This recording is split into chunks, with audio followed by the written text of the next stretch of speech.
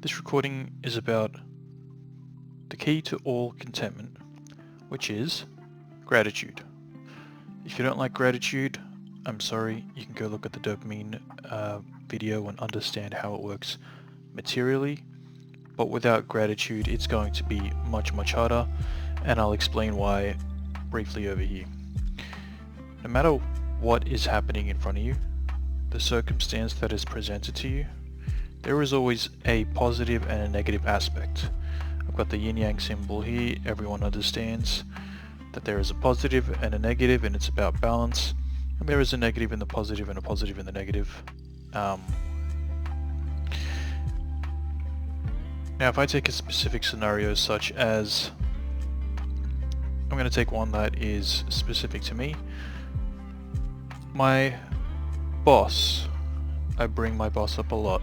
Obviously it's a theme for me. I've struggled with my boss because there seems to be a lack of management. It seems to be he's basically non-existent. He doesn't manage the team. He doesn't allow you to provide value. He doesn't facilitate it. But on the other end, he doesn't care whether I come into work. He doesn't care whether I take a day off. If I take a sick day, he doesn't even check if I've logged that in my timesheet. Things like that. So there is a trade there. There is a good and a bad, but I am too heavily focused on the negative. The thing that I insist that I need, that I want, I say he doesn't do this part. I'm too focused on this black section of the balance that exists, and so my experience is negative. I could just as easily focus on the positive aspect, which is the freedom that he facilitates. He doesn't facilitate a growth of value in the workplace, but he facilitates freedom, and I can use that freedom to grow my own value in or outside the workplace. So I can still achieve the same thing. My only issue, the issue isn't what he's doing, the issue isn't the circumstance, the issue is my perspective and my lack of gratitude for what he does offer. I'm too focused on the thing that he doesn't offer, the thing that I'm insisting I need, the version of him that I need him to be, I say. That's wrong. If I accept, if I acknowledge that he is providing me something, then I can find it, and then I can appreciate it, and then the situation is not only neutralized, it becomes a positive experience. I start to appreciate him for what he does offer instead of hate him for what he doesn't offer. There is always both sides. Now, I'm going to represent this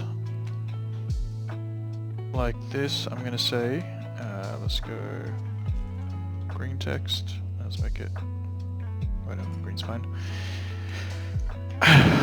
Boss is carefree. This is the scenario where my boss is carefree. The positive aspect here is, of course, I get freedom. The negative aspect is he doesn't facilitate growth in the workplace. Let's say he doesn't provide value, he doesn't support the team. Let's take the one where boss is, I don't know what the opposite is, but like, boss is diligent. Let's say he's really focused on work. There's probably a better way to phrase that. But if he's really focused on work, then now it switches. Let's say, can I rotate this? Ooh. Now, the negative is that there is no freedom because he needs me to be in at 9 to 5 exactly. My current situation, I don't have to be in at work at 9. I don't have to stay until 5. I can come and go whenever. He doesn't care. He's that carefree. Someone might think, how is that a problem? Because the work we do is so stressful because there is no management. And so we're going in circles non-stop. And again, I shouldn't be dwelling on that. So I will leave that as it is. If you look for the problem, you'll find it. If you look for the solution, if you look for the positive, you'll find it. Now, this is the reality where my boss is diligent. The positive and negative switch, but the fact remains there is always a positive. My level of contentment does not depend on my circumstance. My level of contentment depends on how much gratitude I have for the positive aspect of the circumstance. Or I could phrase it in another way by saying my level of contentment is dependent on how much I focus on the positive or the negative of every circumstance. There is always a positive and there is always a negative, and they are equal. So, the degree to which he is carefree is the degree to which we have no management. The degree to which he is not carefree, so he's cracking the whip, is the degree to which we have management.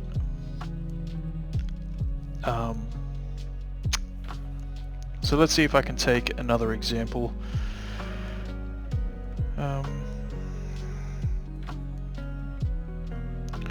Let's say your relationship with a friend.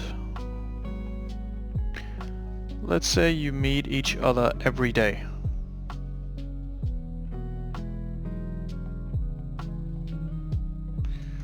Friend is he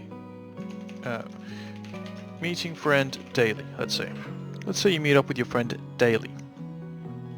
The positive is you get to see your friend daily and you spend time together. The negative could be something like they get on your nerves because you spend so much time together. Meeting friend weekly, let's say. No, let's go monthly. Now, the negative is you barely see them, you barely spend time together, but the positive is when you do spend time together, it's so much more valuable. Again, there is always a positive for every situation. The goal is not to fix the situation, the goal is not to have both. You can't have this level of value when you meet your friend monthly. You can't have that level of... With scarcity comes value. You can't have that level of value if you're meeting your friend daily, but you also can't... Well, yeah, the point is you can't have both. You can't have both. It's one or the other. So stop trying to get both. Sorry, don't try to get both. That's another issue I've struggled with. Trying to have everything. I want this and I want that. You can't have both, but you don't need both. What you actually want is to feel good. And the way to feel good is not to have both.